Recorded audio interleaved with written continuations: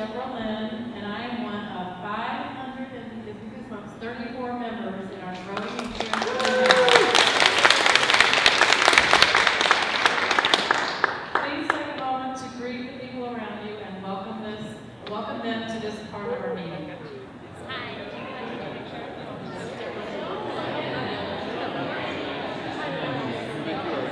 What's your first name?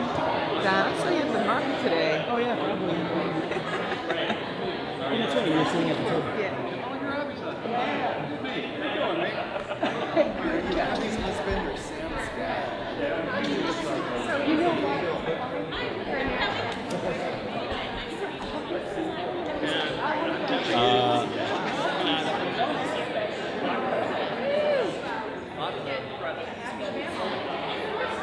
Wow, what a happy talking group we have.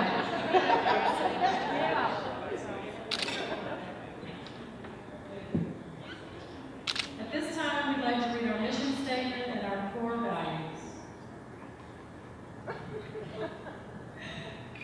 Our mission is to provide a system of exchange where individuals and groups with needs and wants are answered by members with services, skills, and resources for the purpose of building community. The KENT Community TimeBank is based on our 5 core values, which, over time, we realize are the building blocks of a healthy community. Core value number 1, assets. We are all assets. Every human being has something to contribute, no matter how great or small. Core value number 2, redefining work. We redefine work because some work is beyond price and all work is recorded and rewarded equally. Core value number 3, reciprocity. We practice reciprocity because helping works better as a two-way street.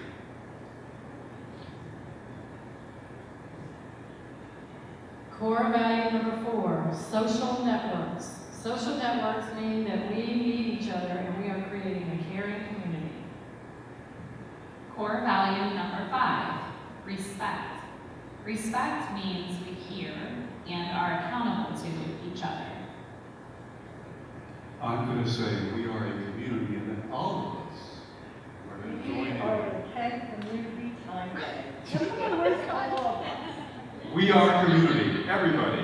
We are KENT Community TimeBank. Hello, my name is Edgar Cahn, and I'm the Executive Director and founder of the KENT Community TimeBank, and I welcome you to this very momentous day here in Kent, Ohio. Before I introduce the TimeBanker, who's going to introduce you to the people that changed my life, and therefore hopefully many of yours, I have a few important announcements. First, we have some people who have made this day happen, and we would like to express our gratitude. This beautiful church, the United Church of Christ, has been home to our monthly potlucks and socials for 15 months. Potlucks are a key ingredient to a successful time bank. And for use of this space today, we are incredibly grateful. The board members and very large staff of the Twinsburg and Kent Community Time Bank, we're all one big time bank, all work for time credits. We are a member-led time bank. Whether it be the time bank attorney helping complete the application for a 501c3, or the time banker who stays after potlucks and wipes down the tables, we value and cherish all of you equally. And where would we be if we had no time bankers? How thankful we are for the individuals, groups, organizations, and merchants who took a leap of faith and believed in community. We are pioneers, and we are creating statistics such as 534 members strong, over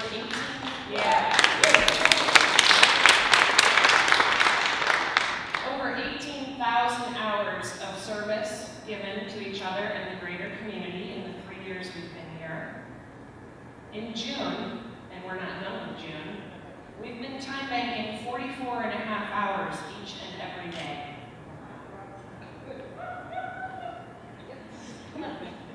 Let us also thank the time bankers of champions. These champions create unlimited possibilities in our community, and we've only just begun. Tom Schmidt is a champion in Twinsburg. Kelly Ferry champions our lovely farmers markets.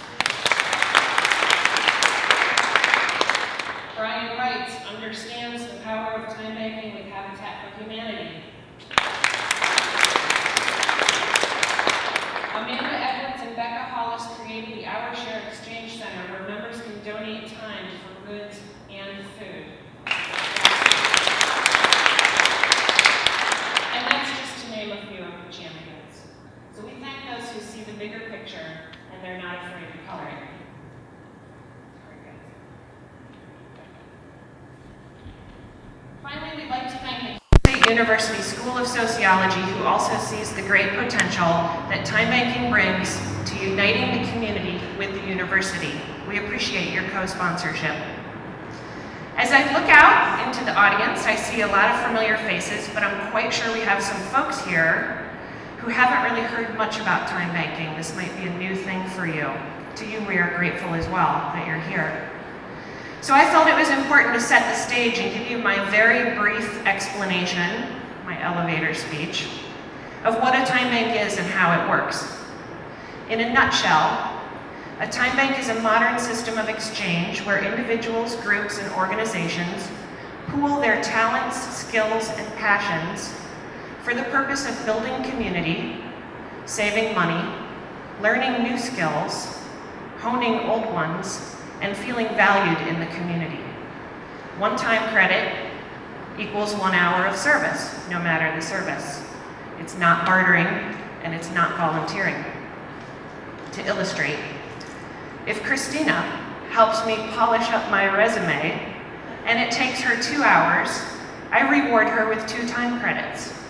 She might use one of those time credits to pay Tom to move a piece of heavy furniture for her. Tom might feel that he needs a massage after that, and he might spend a time credit getting a massage. The massotherapist might pay a time banker to manage her Facebook page, so you can see the circle. It's that simple, and yet the results are profound. And I believe our guest today will be speaking directly to that. And speaking of our guests, if Edgar Cahn, with his book, Time Dollars, and Chris Gray, with her role in directing Time Banks USA, are a spark, then this time banker would be the flame. And she burns it at both ends. Please welcome a beautiful, open-minded, kind-hearted, and true communitarian, Kent Community Time Banker, Marianne Casper.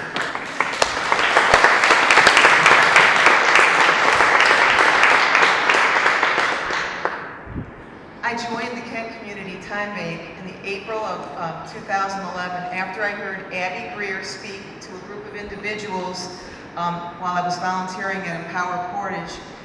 He said individuals are trying to get out of multi-generational poverty. I immediately got involved and have since used the Time Bank 100 times for service transactions, and I've given service back to the community 143 times. So I've been involved directly in the exchange of 543 time credits. I've donated items to the Our Share store and have purchased items, including a motorcycle helmet that my family really needed. I also donated some of my surplus time credits to people who really needed them.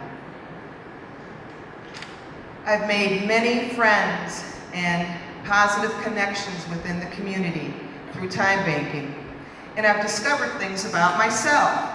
For example, I thrive on new experiences and rediscovering old ones.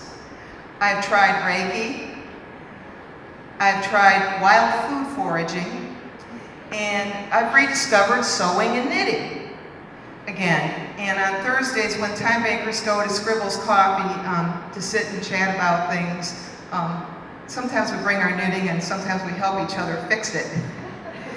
Now I know that I actually have many skills that the community needs and appreciates.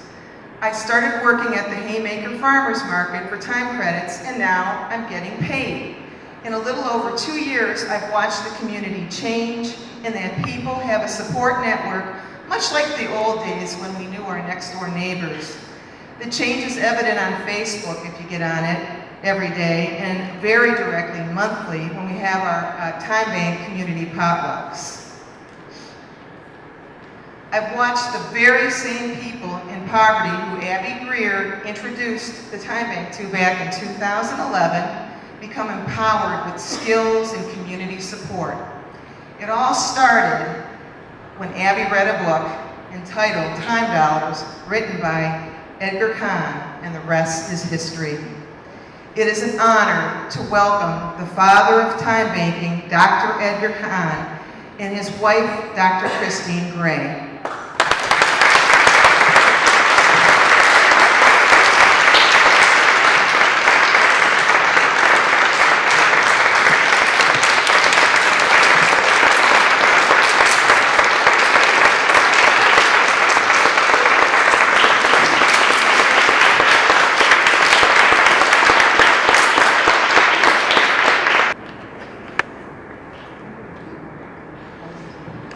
This is a kind of a dream come true. But first, let me say that Abby Greer asked me to present a special award to a member of the Kent Community Timebank. This award, since it is being given for the first time ever, has been given a specific name. However, Abby tells me that if I behave well and perform well, that maybe someday it will be called the Edgar Cahn Award. I'll try. The award is presented to a member of the Kent Community Timebank who is a vibrant and important asset to the entire Timebank community. This member also redefines work by doing whatever it takes to assist in the growth of the Timebank. This member, when asked to help the Timebank, reciprocates with extra effort to contribute in building the world that we all share. He promotes our social network with a commitment to relieve and support our community Timebank. And finally, with regard to respect, this member fosters accountability to working honestly and with integrity to promote social justice. This award reads as follows: an appreciation for this member's courageous development of time banking in Northeast Ohio, humble approach to building community, exemplary efforts to educate others about time banking, personal time spent helping others in need, and the award goes to Tom Schmidt. Yep.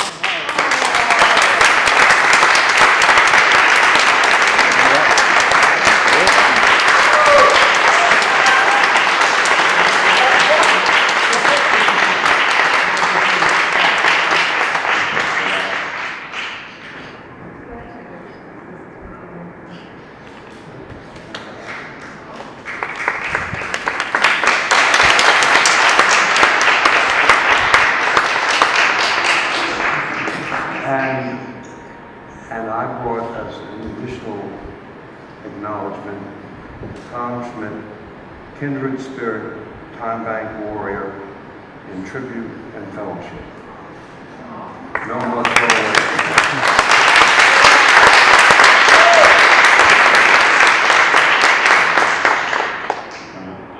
I'm not mic'd up, fortunately for everybody, and I don't know that I've ever been more surprised, more humbled, and more pleased in my life. Thank you very much.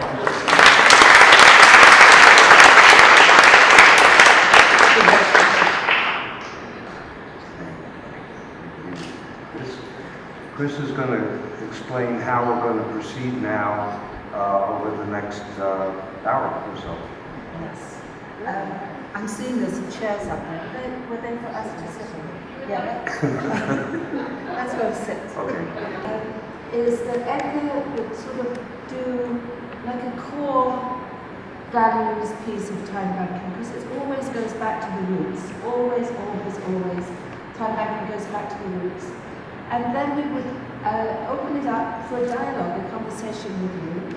And after we've had a bit of conversation, he will take it to the next piece, which will be about imagining into the future and imagining what might have happened with TimeBanking. And I can tell you right away that some of this is totally inspired by what we've actually heard last night and what we've seen today. Edgar was preparing that speech piece about 2030, and we were just blown away. We've been, honestly, half a day, we've seen so much, we've experienced so much, it's been absolutely wonderful. But Edgar's going to start off with talking about the kind of core again. And I should say, we operate as a team, and I sometimes have to explain that that's probably genetically mandated, because you see, I was born with a twin sister. She came first, so I never even had the womb to myself, so solo performances are not my lonesome.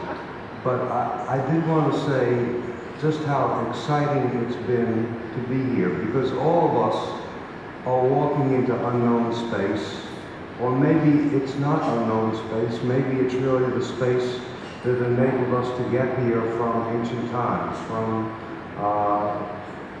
because I don't think we would have survived as a species without the very qualities that that we celebrate and that we are trying to give new life to now.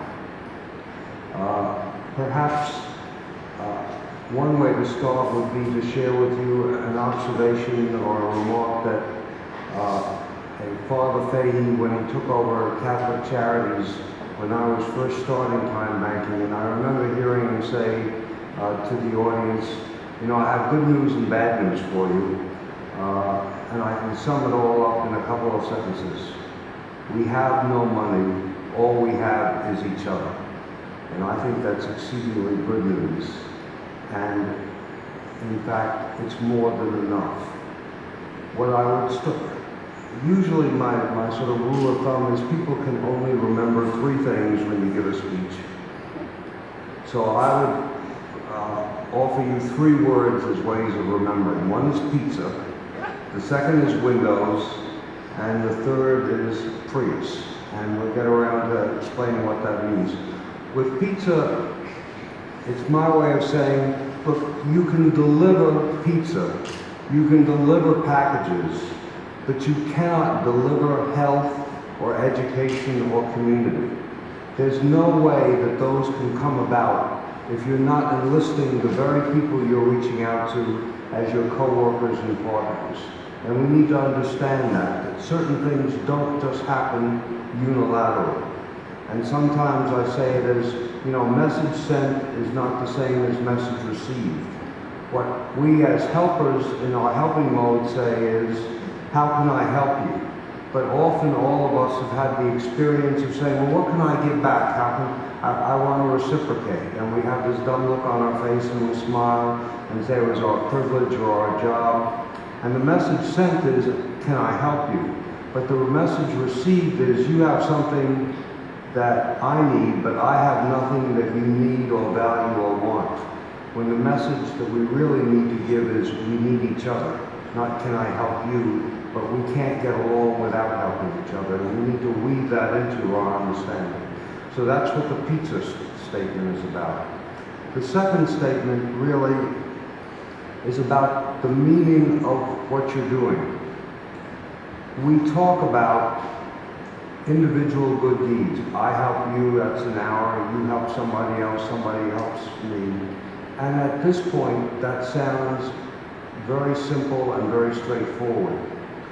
But I want to get to what I think the meaning, the deeper context of that is. And I want to use as a metaphor the computer.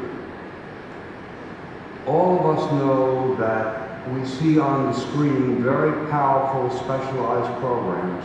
It's Word or Excel or PowerPoint or Internet programs. And they do all kinds of amazing things. But we also know that underlying that is an operating system, and that it's virtually invisible. But if it goes down, or if it's on overload, nothing works. Well, the operating system of our society. The operating system is family and neighborhood and community and kinfolk and friends and people whom we trust.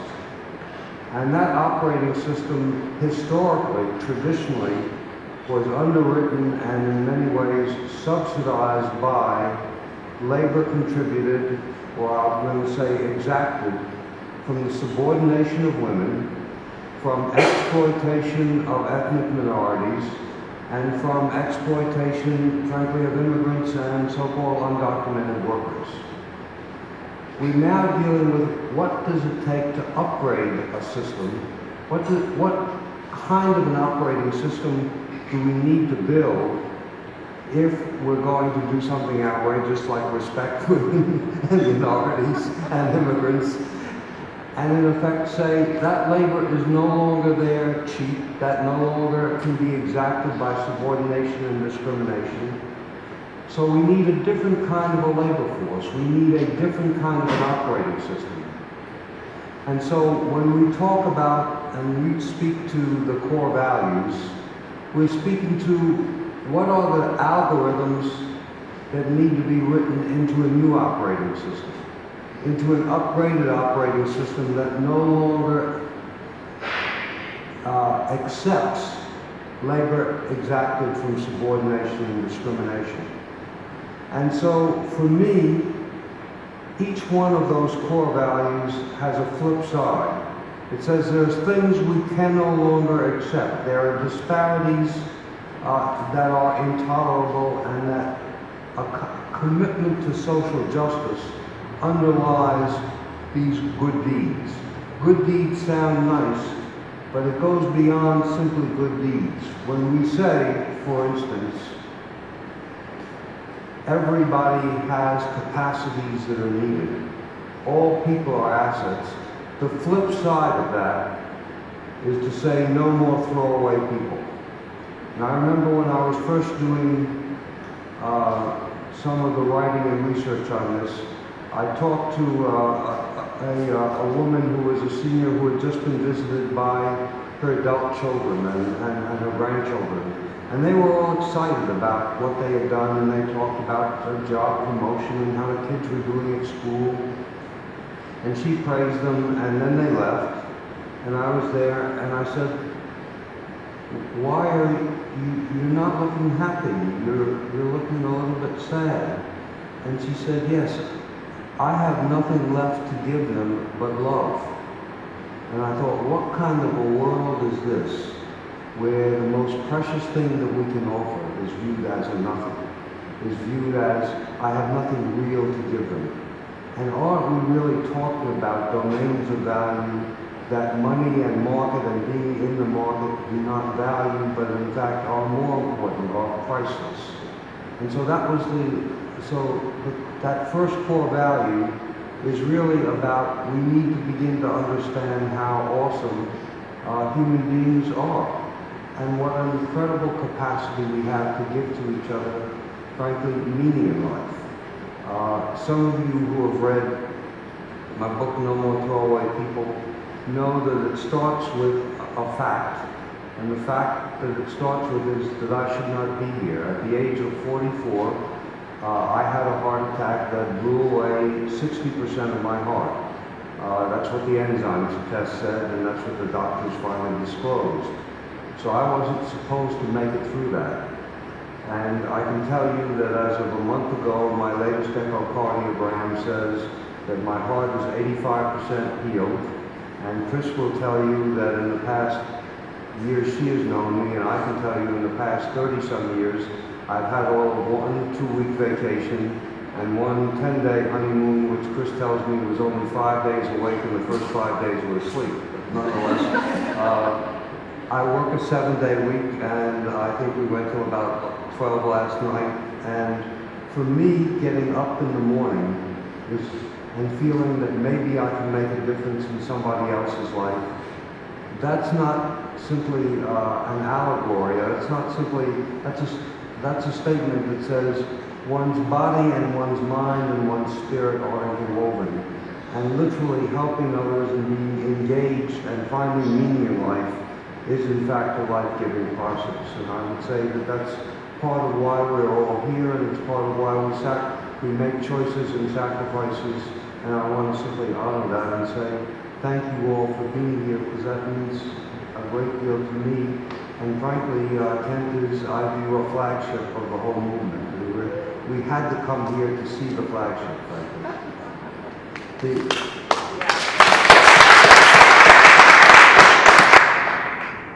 The second piece goes to work, and saying that we need to redefine what we call work and what we value as work.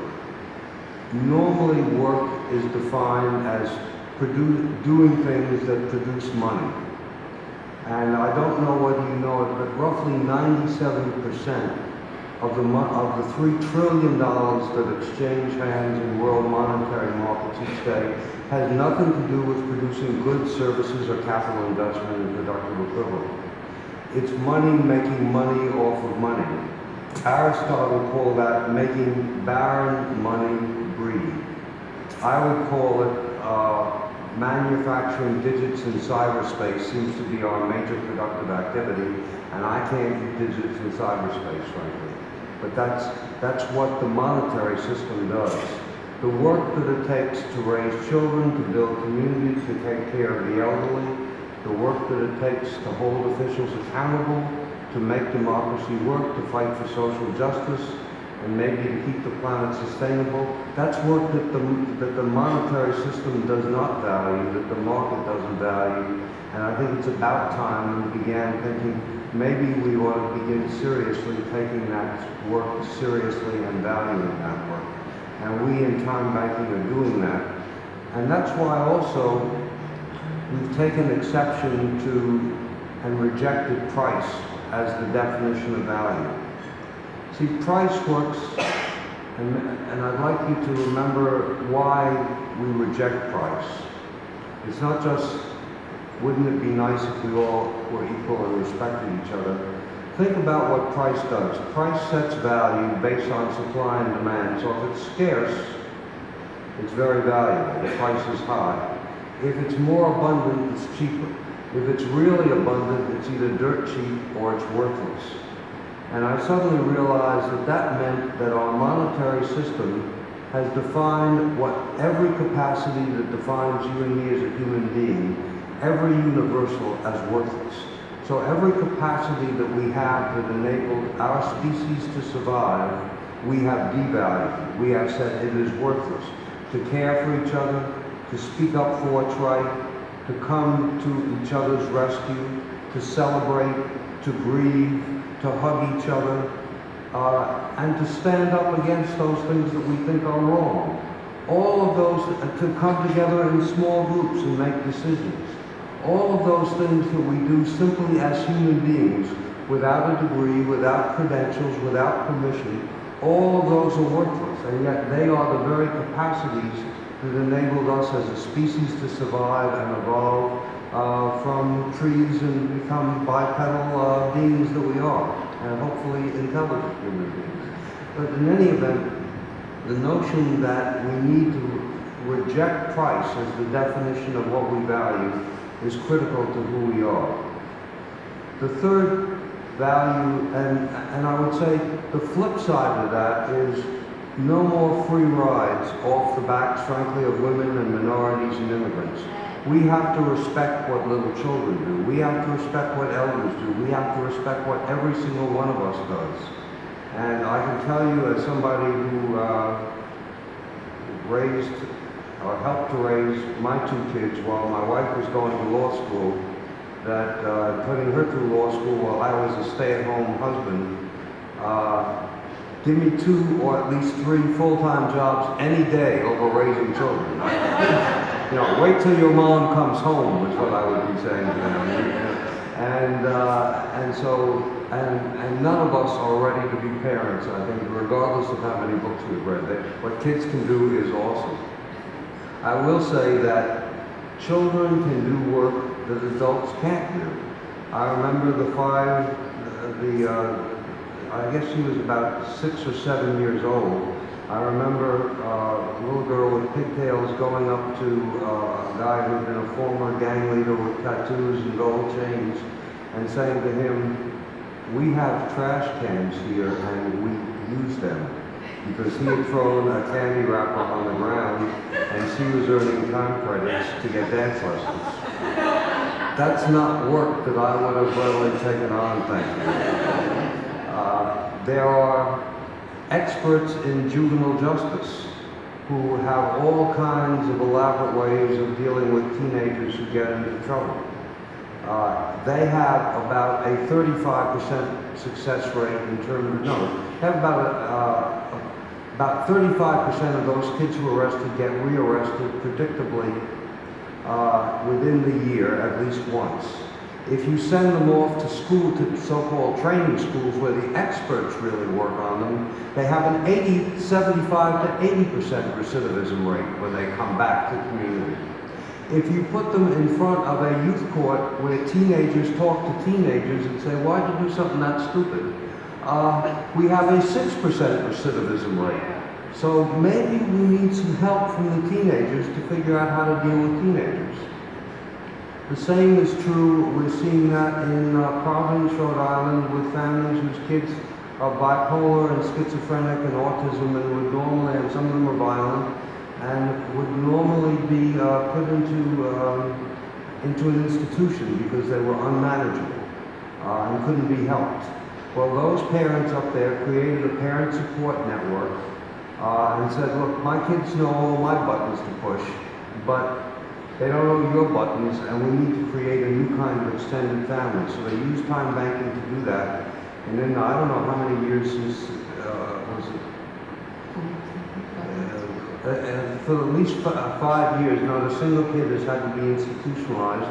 And the parents function using time banking as a kind of extended family. And the kids have created their own sort of core group, and they have a speakers bureau, and they go around to high schools sharing their stories about what it's like to deal with these problems and these issues and what it's like to be on medication. So what we're finding is that when we begin to act as a family, when we begin to create a new family, something different happens and the work gets done, and work that exceeds anything that the experts can do. Okay, wrap it up. I'll simply say reciprocity you've already heard about and the need to give back. I will say when it comes to community, I got a lesson when I was in Winston-Salem, when a senior told me, "Edgar, we used to have community like that, and then we got air conditioning." And that sort of sums up what the whole way, we got air conditioning and we got computers, and so we live in isolation and in silos. And the notion that we need each other and we need to interact with each other is critical. The last piece really gets to the whole issue of, was a value that I added because not only was equality important, but it was important to amplify the voices of people whose voices are silent, the unborn, those who have come before us, and those who will say things to us, who will tell us truths we're not particularly happy to hear. And we need to have that feedback loop, and we need to honor that feedback loop, and Lord knows the government needs that feedback loop, because we need to be told when what we're doing is right and when it works and when it doesn't work. And I'll simply say that what we're doing now is really doing something very special, and I'll simply end so that we can really open it up for discussion. I remember as I looked at this and what community meant, reading this passage from T.S. Eliot that went this way. When the stranger says, "What is the meaning of this city?" do you huddle close together because you love each other? What will you answer? We all dwell together to make money from each other? Or this is a community? And the stranger will depart and return to the desert. O my soul, be prepared for the coming of the stranger. Be prepared for him who knows how to ask questions. I think we're all in the Mideast and other places. We better be prepared for the strangers who know how to ask us questions.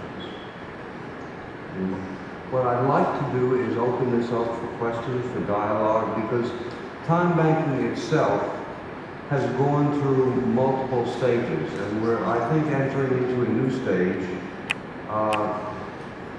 We started off really with a neighbor helping neighbor model. And then we began to enter into partnerships with the nonprofit world and with human service professionals, and we call that co-production, where we work together to enable them to do what they did, but they couldn't do if they couldn't enlist those whom they were helping as co-workers. I think we're moving into a third phase, and I saw it in some sense in the Our Share Exchange Center, and I'll call it the social enterprise stage, where we're finding new ways to bridge between the economy of community, the core economy, and the economy of stuff, of goods, of money, of higher education. And I predict that that will become where we're entering now, but if none of those others will, all of those will continue, but they will each have their own trajectory. And it would be fun just to talk and respond to whatever things come to mind or questions, and just be with you. I think there's, oh hooray, there's a microphone going around, but just before we do open it up, I would just like to invite you to, you may have a question or a comment, but I would invite you to reflect just for a moment on the 5 core values. And if you have one that's sort of particularly meaningful for you, it's surprising. Often there's one that really stands out for a person, for a special reason. And if you do have such a one, if you would share that and why it's so meaningful and valuable to you, that would be a lovely thing to hear from you and to share with everybody in the room. So, as well as any questions you might have or things you'd just like to share on what Edgar said, and as well about the 5 core values, that would be just brilliant. So, who would like to start us off? Some brave soul, yay! Test. I'm particularly fond of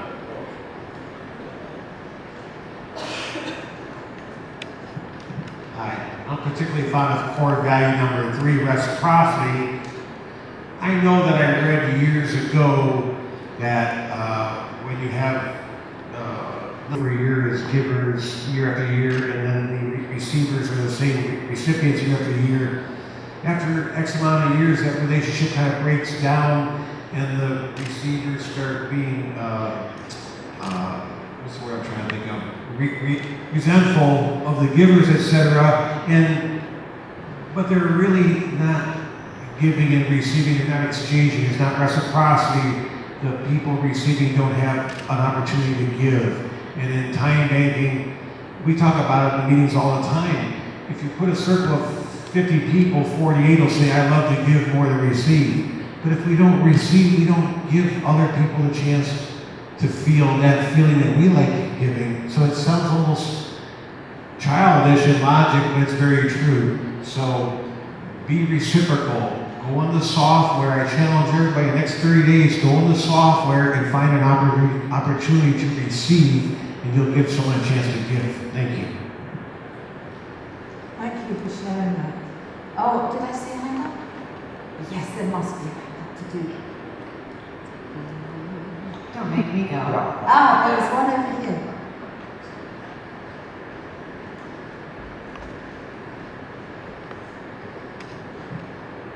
Can you guys, oh yeah, you can.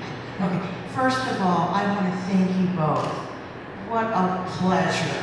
What a special treat we are all honored to have, and I'm about ready to cry. But this is a general question that I'm hoping I can ask you as a team, since you've never had space by yourself, and I had the pleasure of meeting your lovely wife, Edgar, Chris. And I am a situation, I have a lot of wonderful values. I was blessed to be raised in a home where there was not prejudice, where we were taught to embrace brothers and sisters. I like to try to help people. One of my core values is to stand up for those who feel either they don't have a right to stand up for themselves, or they're not used to it and they shy away.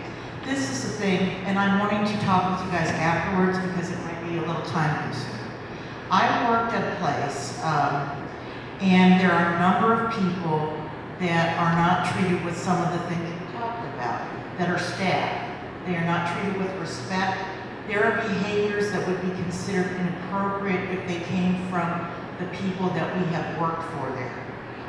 But when those people do those behaviors that are inappropriate, such as hitting people or physically touching inappropriately or swearing, things of this nature, if that is done to the staff members are told they are supposed to pretend as if nothing happened, and also, even if they come after them, they're not allowed to take them out of an activity.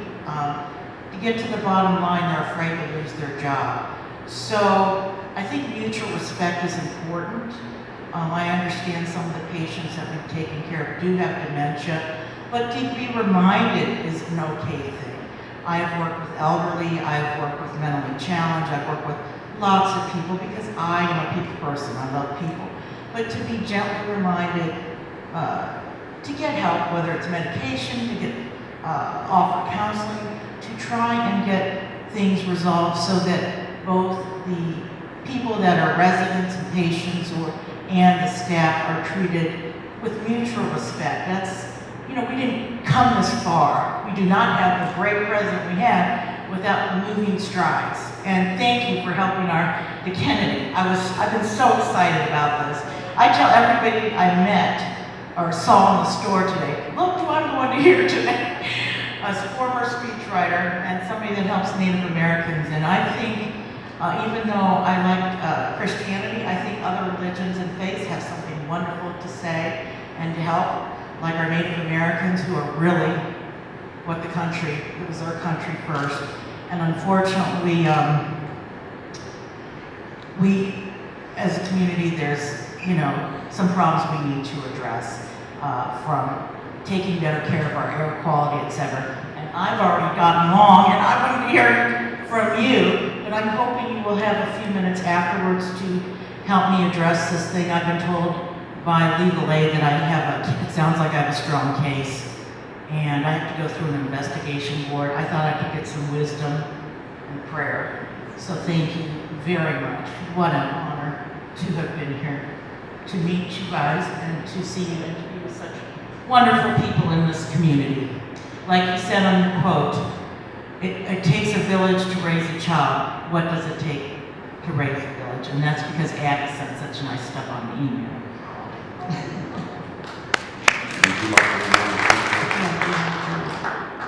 So I would actually like to just reflect a little bit on that.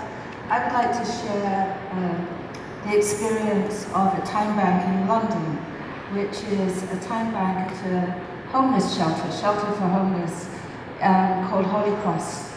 Holy Cross has a beautiful time bank, and when the time bank was formed, there was staff and there were clients, and the clients went in and they had lunch and they sat down and they were served by volunteers, and nothing else happened. They sat around the room, nobody spoke very much, and it was a good thing to go and get a meal, but that was it.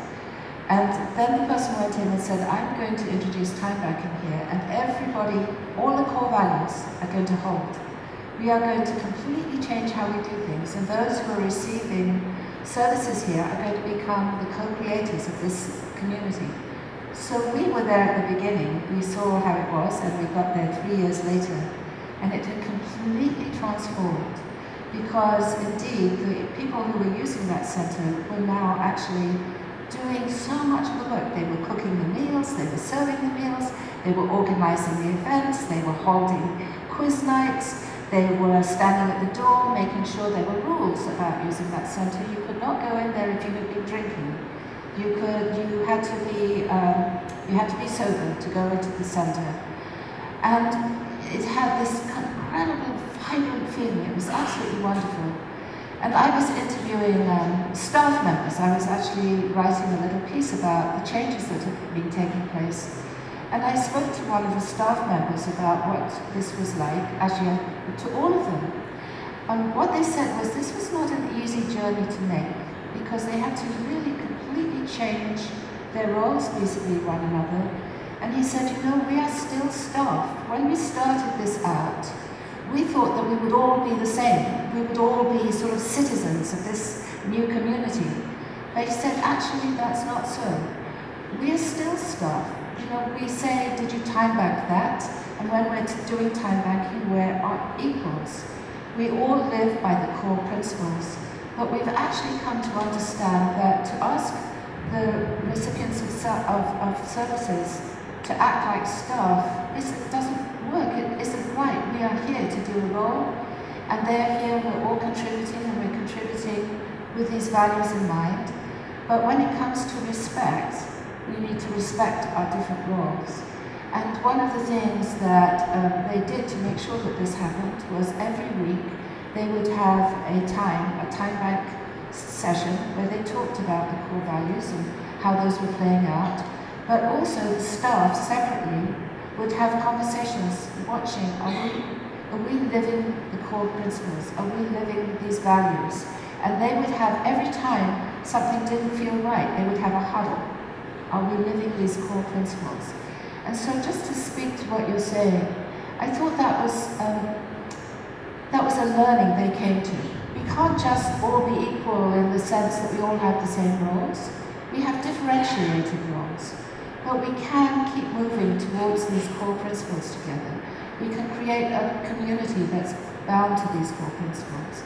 And it was a beautiful community. It was really just astonishing, really. So that's what I would share with you on that. I would say I'd be happy to talk to you individually, but what the issue often becomes is two different kinds of things. One is it adversarial? Are we then, in effect, having to say, stop defining me by my problems, because my problems are only 5% of who I am, but there's another 95% of who I am that deserves to be honored, respected, and celebrated. And there are different ways to say that. You can go on, sometimes you have to go on the attack and say, why are you not dealing with the whole me? Why are you insisting that my only role here is to come with a new problem, or not to be fixed yet by you? And that may be one kind of critique. But there's another kind of critique that says there's got to be a way in which we can celebrate strengths, and there's got to be a way in which we can invest in enabling people to contribute on their terms, in their way, and honor that.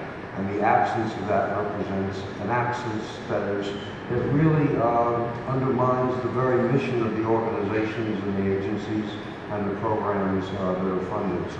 So when you go back to mission, you then find yourself saying, how do we begin to enlist those whom we're helping as our co-workers and partners?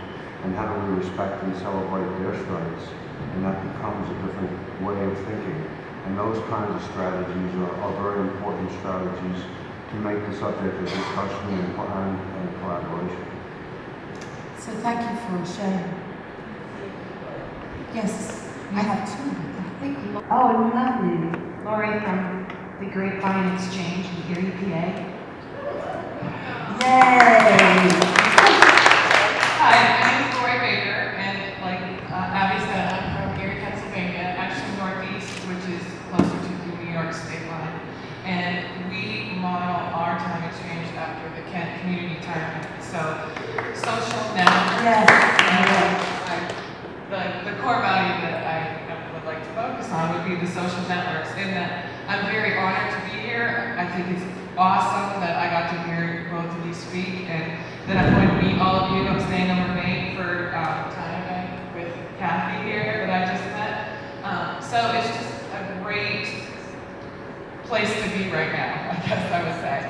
And in Northeast, we've been around for about a year. We have 95 members, and we're time banking about 4 hours a day for each other right now. Not quite 44 yet, but again, KENT Community is who we follow and who we think is a model community, doing a great job very close by. And I just want to thank you for having me here, and I hope to meet all of you later.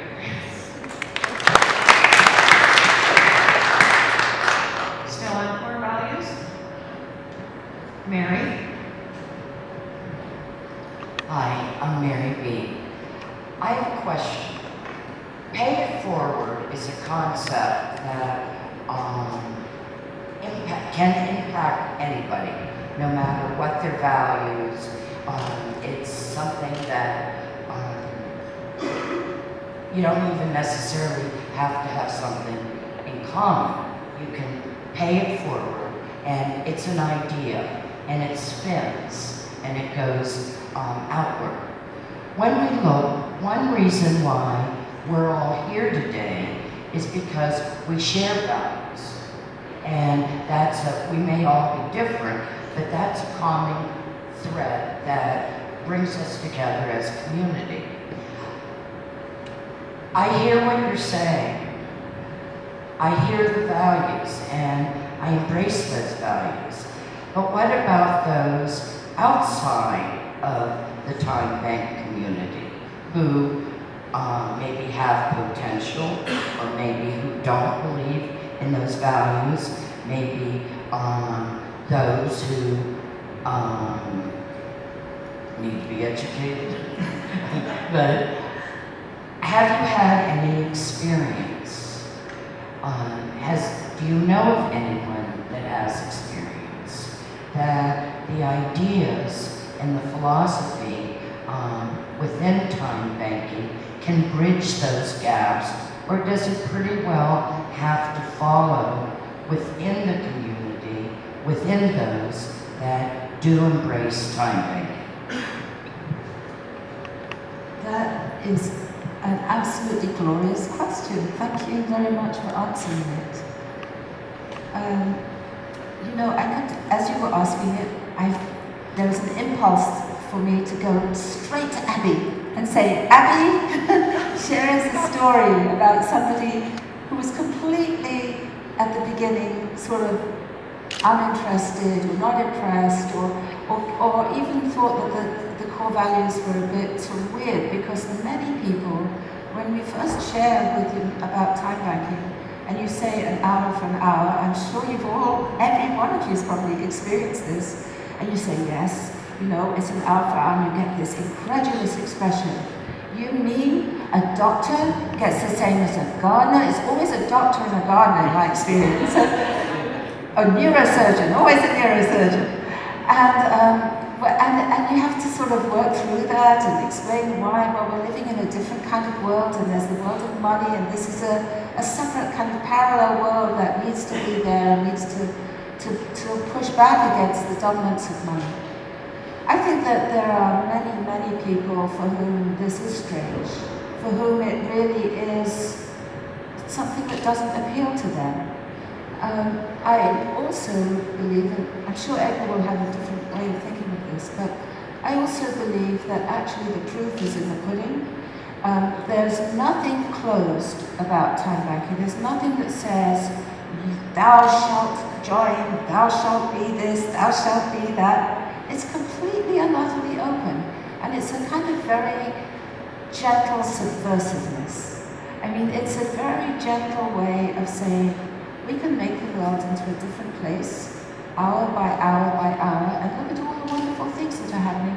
And I would say that just today, I've experienced, 3 or 4 people who've said to me, this has totally and utterly changed my life. This has transformed my life because of the openness and the generosity and this giving that I've experienced, that I've never experienced in my life before. And I think when it's really truly a matter of other people seeing, and it's growing very slowly, this time banking movement, because it has to be growing through experience and by what people see. It's not, you must do this, or you should do this. It's by example. And Hey, Chris. Kent is a wonderful place for that. I so hate to interrupt you, but we think maybe those are tornado sirens. Oh, really? So I was wondering if maybe the best thing for us to do is go down into the hall, into the food hall, and we'll either wait there for a little bit or we'll continue on down there because we have a microphone down there.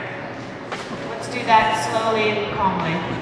Pay it forward, and what about those who are not part of the TimeBank world? And my first reaction was to say, time banking is not a religion. This is not a congregation reaching out to other congregations. We're brought together because we really are drawn to certain values, and because all of us have domains in our life that we know are too important to allow money to define and value. And I think that everybody has those domains. For loved ones and family, we know that's not about money and price. For some of us, fighting for democracy is not about price, or shouldn't be. For some of us, social justice should not be about price. For some of us, it's the environment. For some of us, it's patriotism. For some of us, it's spirituality. But all of us have domains in our life that we know are too important to allow money to define. And so, pay it forward is a way of saying we need to unleash and we need to act those values out in a way that says we are the recipients of blessings that we did not create. We're the recipients of centuries of wisdom and learning and trying to create a better world. We didn't create the world we're in. We inherited it by virtue of being here at this time and place.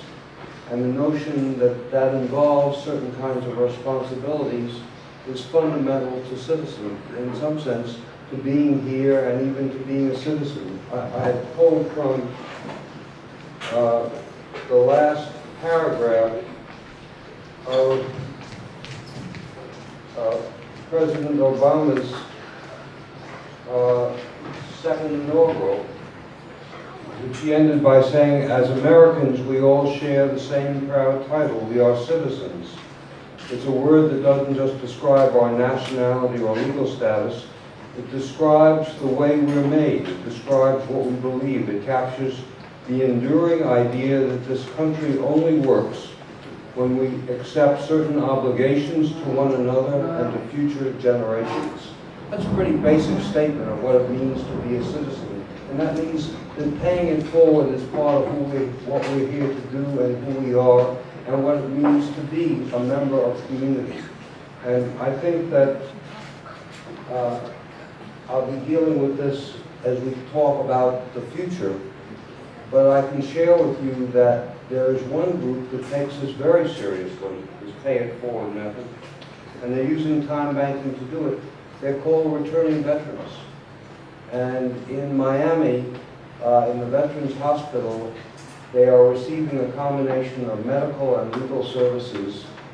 The medicine is coming from the Veterans Administration, and the legal services are coming from the law school there that has students providing legal representation for a variety of issues in terms of access to benefits, but in terms of everything from family problems to local tickets to whatever they get into.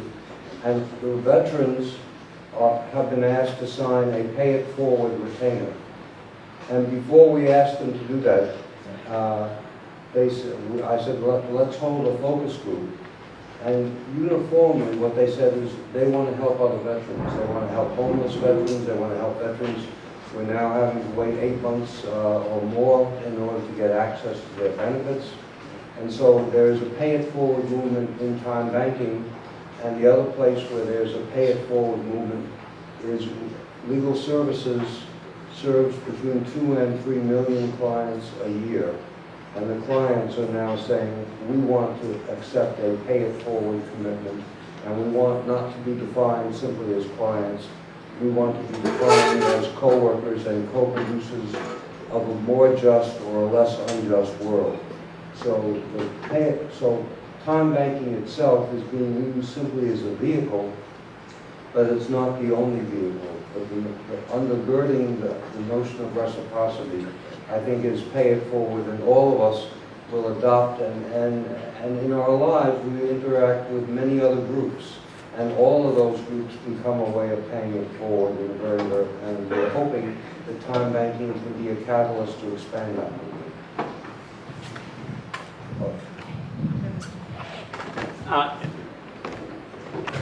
I just want to know if it's a rumor or is there time banking being done in Italy and Spain and all over the country, and how is it working in those other countries? You know, sometimes when I talk to friends about time banking, they ought to join, they think it's something new. And I said, I think it's all over the world. And I'd just like to know a little bit more about that.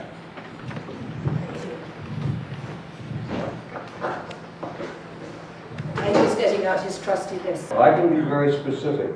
Argentina, Australia, Canada, Chile, Curacao, Denmark, Dominican Republic, El Salvador, England, Ecuador, Ghana, Holland, Honduras, India, Israel, Italy, Japan, Mexico, New Zealand, Norway, Portugal, Scotland, Russia, Senegal, Slovakia, South Korea, Spain, Sudan, Taiwan, Turkey, Ukraine, oh yes, the United States. Real players. Thank you. And it's interesting because it's spreading spontaneously. Apparently, Israel is one of the ones where it's very, very dynamic, and it's especially oriented towards joining Israeli and Arab populations together, which is a wonderful thing. It was birthed with that impulse. Oh, yes, please. Here, I got it. Oh, I can talk loud. Oh my God. I know you can, Holly. I don't really need that.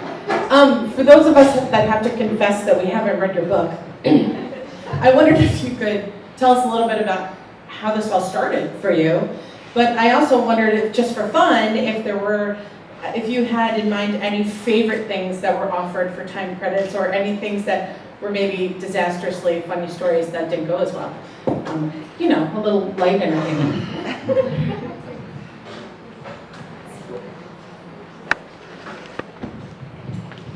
Edgar may have something. I have a sneaky feeling that Abby has a story to tell, and that there may be some stories in here. I'm looking over at Tony Budak here, who is a veteran time banker and started up his time bank in Mahoning Watershed. I think if you've got a funny story about time banking, raise it, there's Tony. Get away with being undercover. No, you're not going to do so. Now you have to tell your funny story. Will you also introduce yourself, please?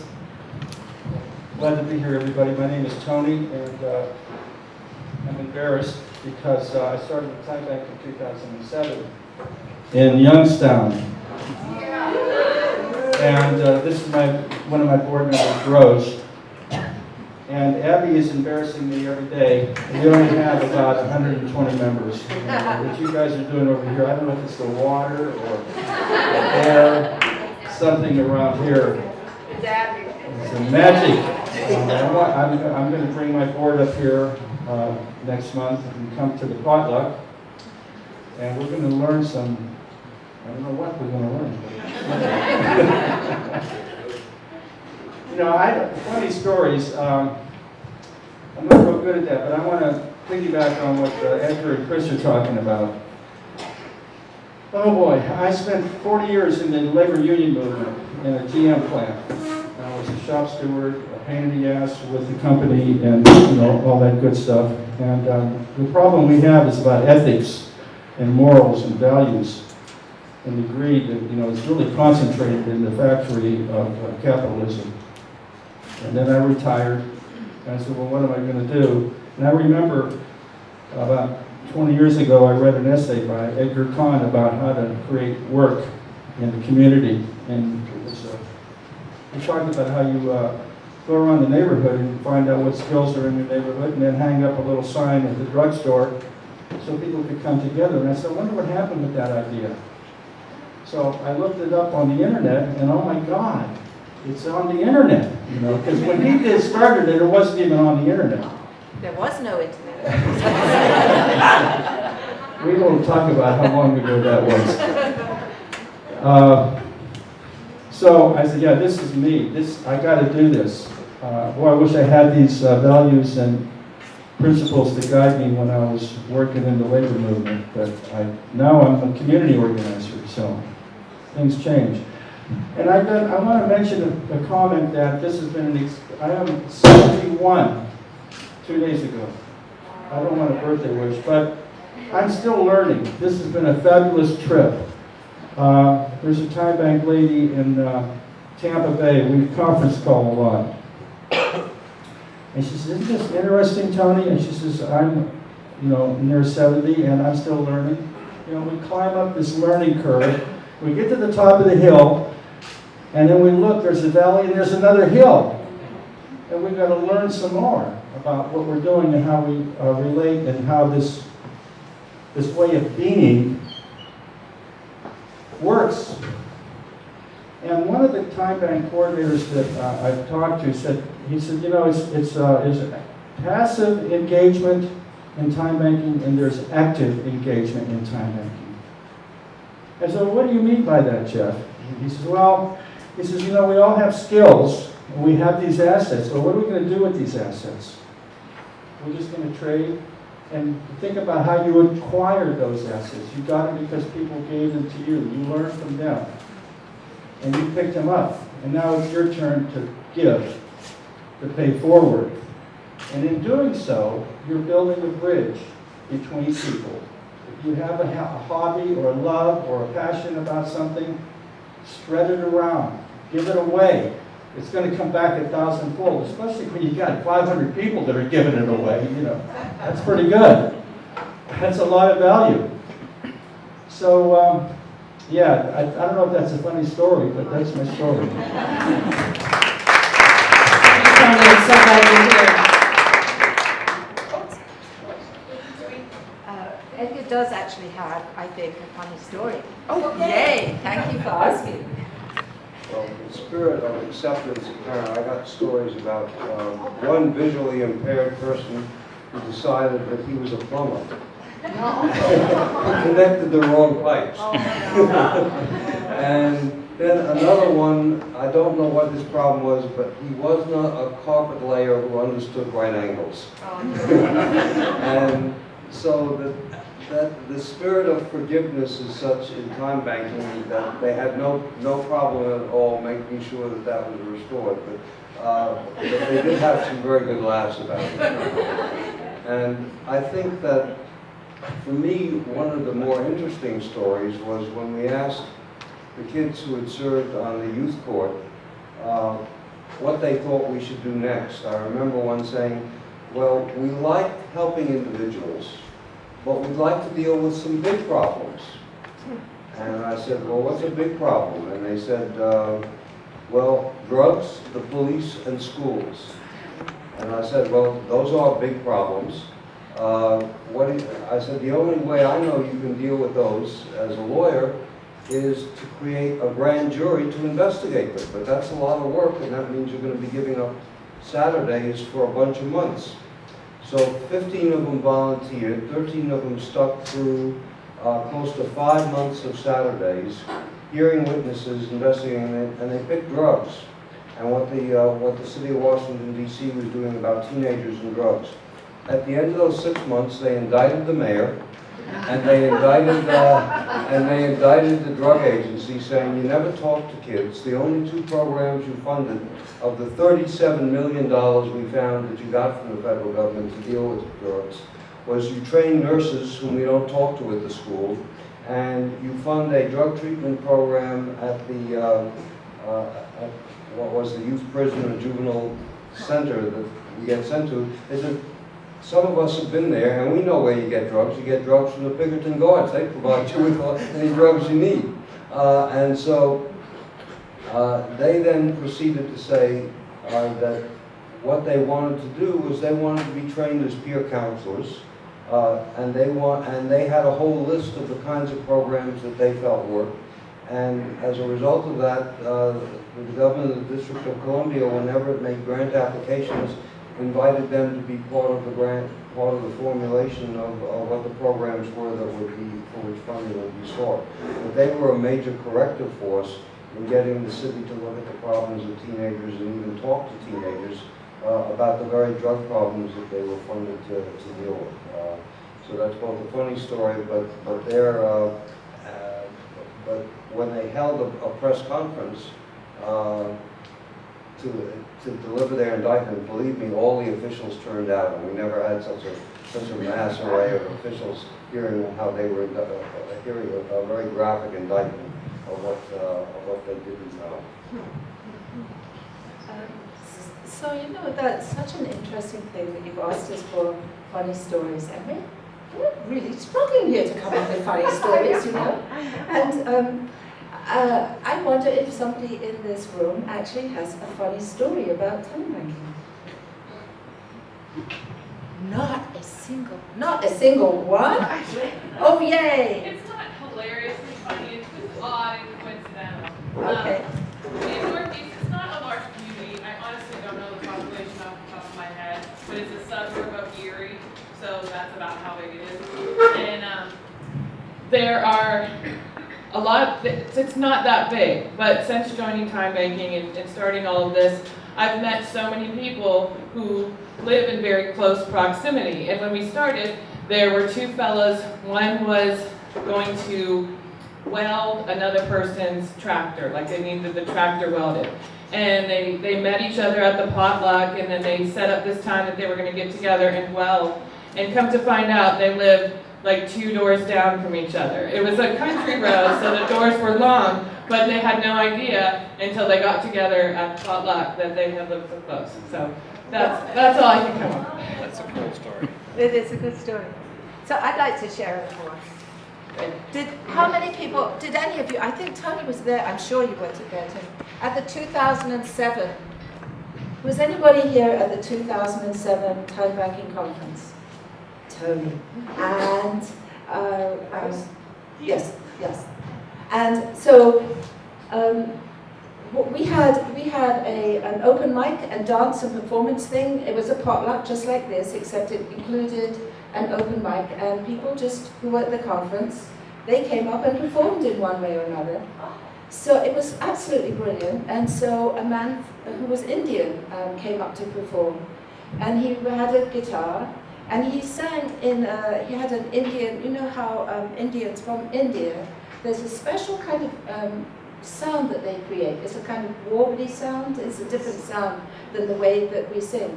So he very serious music, and he put his music on a stand, and we were all sort of very intent because we thought we were going to get some ethnic music. And indeed, he sang the first song, and it all sounded very ethnic and so we were all very serious. And then he said, and there's going to be a chorus. He stopped singing for a moment. He said, it's going to be a chorus. So I want you to join the chorus. So we're all listening out for this. And then we suddenly, it took us all about 30 seconds in the whole room. It's a room with 150 people in. And it took us about 30 seconds for us to realize that he was singing Bombay chicken, Smiths and Chasey, Bombay chicken. And we were just, people were falling off their chairs because they thought this was a serious ethnic song. And it was Bombay chicken. So it was just a lovely, lovely moment. He was just spoofing us all. It was so good. So, yes, there's a hands up there. Okay. Whose hand? Rose. I have a story about one of the fellas from our time bank. He does everything for everyone. You just call him, he comes, he fixed my refrigerator, he put in a new refrigerator for me and everything. But I have this problem with my tractor. I've had 4 people work on the belts. 3 of them are from Time Bank.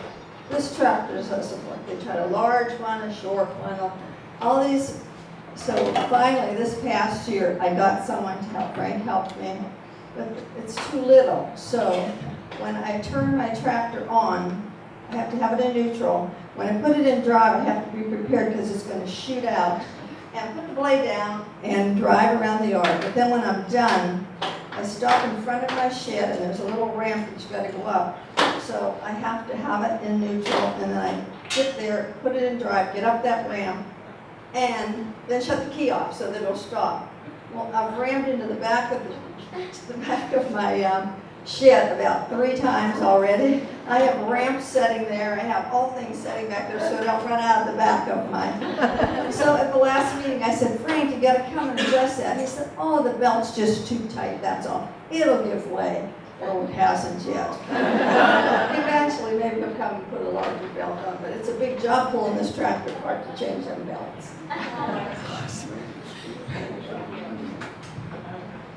Deborah Lynn. Thanks for taking pictures, by the way. I don't have a funny story, if that's okay to ask you a question. Holly asked about the beginning, how you got involved with TimeBank, how you began TimeBank. And I'm wondering if I could piggyback onto that question, if you could tell us a little bit about that, and then tell us where you've seen it go. And I tend to think the best about the way, it seems like we're in the middle of an enlightenment a bit, but I may be being Pollyanna, I don't know if that's true or not, and I wonder if you have any stories that sort of illustrate whether that's true or not just the number of time banks, but maybe you're seeing people who wouldn't normally be involved in this kind of movement beginning to ask questions.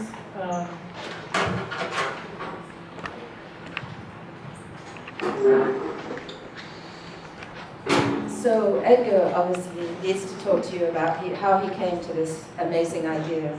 But I do want to just respond to your sort of Pollyanna-ish bit, which is, it really feels, that Dickens said this is the best of times, this is the worst of times. It feels like this is the best of times, this is the worst of times. It's a time of great hope and a time of great despair, and it's very confusing. And we're all sort of muddling through it. And yet they're all like little seeds growing up out of the ground. There's amazing, all these such good things. And at the same time, we've got this tornado watch or a big storm. It feels like that at the same time. It's a very strange time.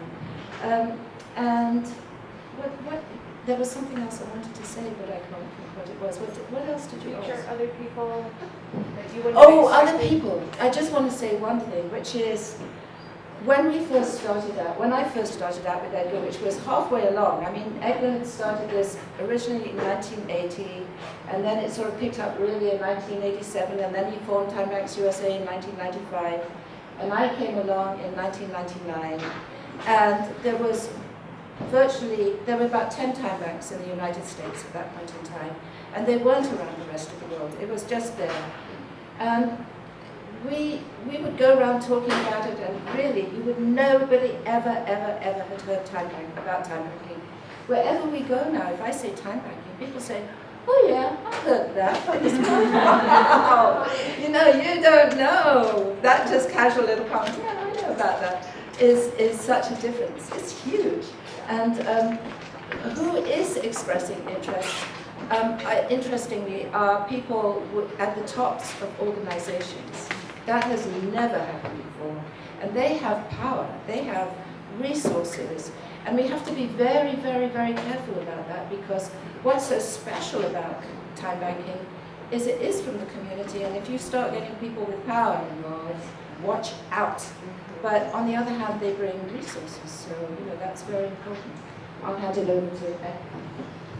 Well, this opens up the question really for the second piece that we wanted to talk about, but very simply, I'll simply say that I was lying in a hospital bed in intensive care and told that a thin stream of money and a large stream of time credits, because we're really playing with a mix of intrinsic and extrinsic. And I think that gives us a tool that enables us to create whole new institutions and whole new solutions. And that's really why the nonprofit world is suddenly becoming interested in time banking, because they're understanding with money cut back that the mission is the same, and we need to begin thinking through a different way of enlisting people, but also we need to think about what are the rewards they get, because as long as the world is divided between paid staff and volunteers, sooner or later, frankly, the volunteers get ticked off. We lecture the community about they should come to meetings for their own good, but we're paid to go to meetings. And sooner or later they say, no, that's your job. You're being paid to fix it, get on with it, and we can stay home and watch you. And so we become more and more passive as residents and citizens, and the whole question of how one begins to get citizen engagement and client engagement, and now the doctors are discovering something called patient engagement and patient activism, and they're finding out that it actually relates to recovery rates and longevity and survival rates. So maybe they're saying, maybe we need to look at this activism more and how we need to promote it. So that's a long kind of an answer. And I think that my own sense was that I had been involved in the civil rights movement in litigation. And the law school that I had co-created had about 1,200 cases a year easily, but we weren't making a dent in the schools. The law school that I'm at now for nearly 20 years has been taking special education cases for 15, 20 kids. But we're writing a year, but we're writing off the fact that 85% of the kids in some of our schools are not at 3rd grade reading level by the time they go into 4th grade. So we're leaving whole systems non-functioning. And what we're saying is we need to take a systems change approach. And the only way to do that is to enlist other students, to tutor other students, and to look at the peer domain, and to understand that that's where the real power is in change. And that really brings me to where I think we will be in the year 2030. In the year 2030, every single baby boomer will pass the 65-year-old mark. And that's happening at the rate of 10,000 a day for the next 17 years. What that means, now I've yet to meet a baby boomer who admitted that he or she was aging.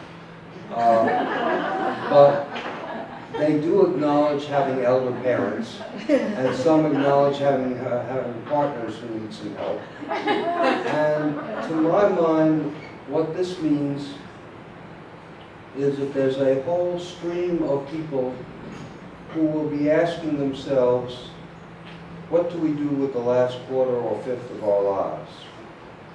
And that's a question in part of legacy. That's a question of, one, of continued learning in the way that Tony speaks. But it's a way of also saying, what is our role? Are we going to be stewards for the future? Are we going to be trustees in some sense? And what kind of a world are we going to pass on? And what can our role be? Or are we relegated to the role of being passive spectators whose only job is to pay for medical services and perhaps to die cheaply? And so we don't, you know. In the year 2017, the Federal Disability Fund goes bankrupt. The projections around rising costs of Medicare and Medicaid are what they are. And so I want to speak to what are the vectors of change that I think are going to make time banking, frankly, universal and pervasive in a very different way. And I think we're going to learn some things about time banking that we don't yet know. I think, for instance, time banking is going to be involved much more as a form of learning credits as well as a form of service. And discussions of that in some communities have said, well, you learn for your own benefit, so you don't, it may go into your account, but you can't spend it until you use that knowledge helping somebody else. And there's one graduate school in social work that will allow students to pay off part of their student loans with time credits earned in practicums in the community, working in time bank or community service related projects. We saw that too in South Korea, where a university permitted students to co-pay tuition in time credits.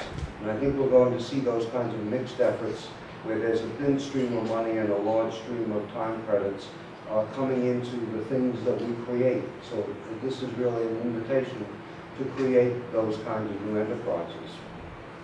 Second, there are two kinds of legal precedents which I want to speak to, which is going to give a thrust to some of what we're doing here.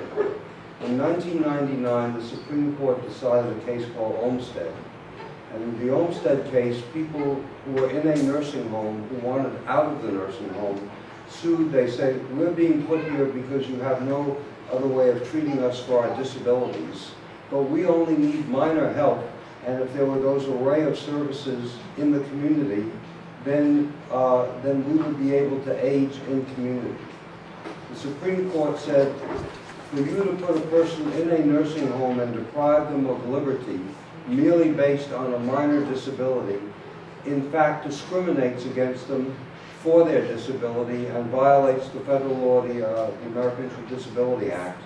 And every state in the United States now has to find a way and now has to develop a plan where it will provide an array of integrated services for persons with disability to be able to age in community. And as a result of that, we met both with the Deputy Attorney General and with the Deputy Mayor of Washington, D.C. and the Attorney General.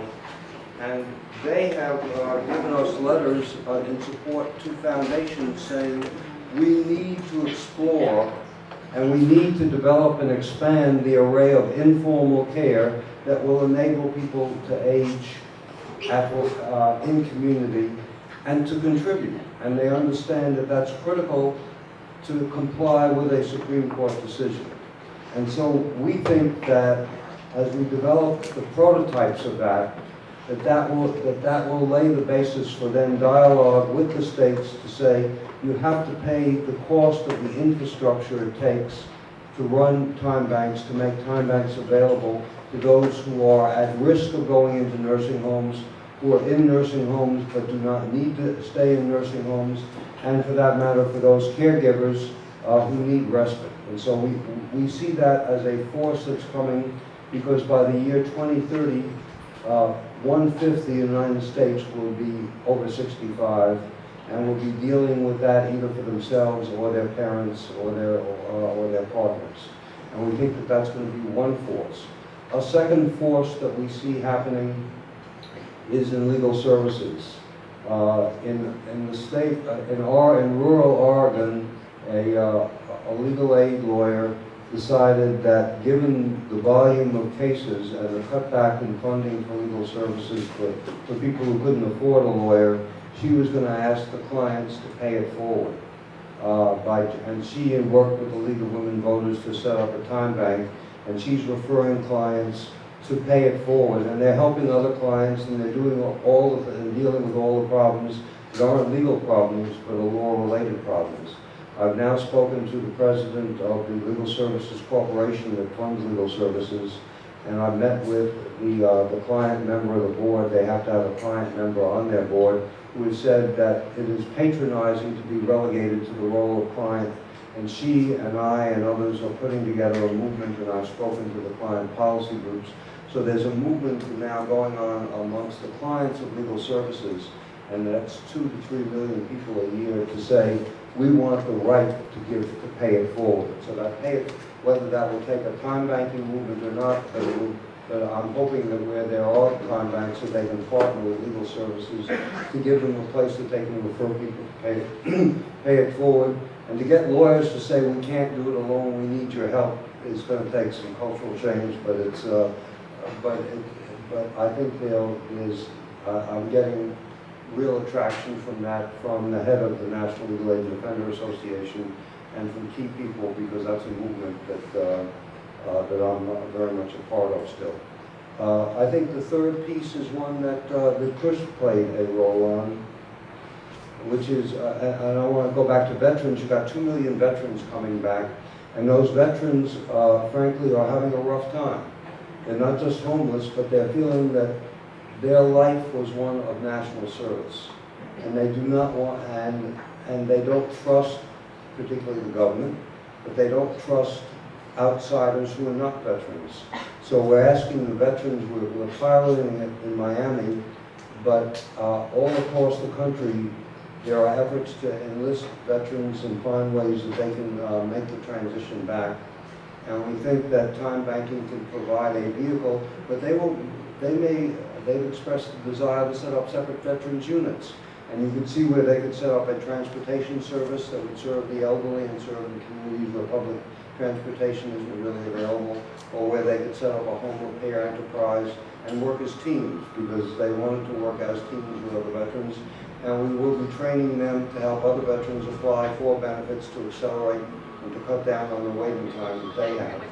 We're doing the same thing with groups. There are some 600,000 people coming out of prison each year, and at present we have a 70% recidivism rate within 3 years, and they go back, and you got to keep the hotel full apparently to make it a profit-making enterprise. But and we privatize that. But the whole question, and Chris, you may want to talk about the Homecomers Academy, but I think that what we're seeing is that there are groups that will want to find a vehicle to give back in some way, but they will also want to find a vehicle whereby, because you see, these people have this strange habit of needing to eat. And we haven't yet, sort of dislodged that particular habit. And so the whole question that you're pioneering here at the store of how one bridges without inviting the IRS in has become, and so there are different strategies for doing that. And one minister in Appalachia said it had to be a mix of giving and receiving. You got a token. For 2 tokens, you could get something off the bronze level shelves. For 4 tokens, something off the silver level shelves. And this was surplus merchandise contributed by enterprises that get a tax write-off, a double tax write-off for contributing surplus inventory. So all I want to say is, I think by the year 2030, we will see a network of time banks going nationwide, if only to deal with a population that is aging but wants to remain in community and wants both help but also wants to give back in some way and wants to feel useful. I think we will also see the emergence of what I'm calling a college of the third age. I think we will see vehicles whereby people who want to plan for the last quarter or fifth of their lives and who want to play a stewardship role will map out plans and work collectively. And I think that that's going to emerge. Third, I think that IT is going to keep changing so that by the end of this year, beginning of next year, you will see TimeBank software, you'll see the Community Weaver software on mobile phones. And so that if 40% of the people now in jobs have caregiving responsibilities either for their kids or parents, you're going to see them using TimeBanking on their mobile phones to try and get the needs so that they can stay on their jobs and not lose it, and not be absent and not be rated as a poor worker because they have personal emergencies. So I think we're going to see a world that changes, and I think that TimeBanking is in a key position to act as a catalyst, really to transform this world into a world where the kinds of disparities we see are in fact reduced. So we are coming to the end. I am sure everybody is hungry. But Edgar left out one group that I really want to acknowledge, and that's young people. And somebody asked who's being interested now that wasn't before, and that's young people. It's wonderful to see some young people in the audience today. Young people have new ideas, and they're taking to time banking like ducks to water at last. And that's very exciting too. So who knows what young people will come up with? That's another piece. So thank you all very, very much.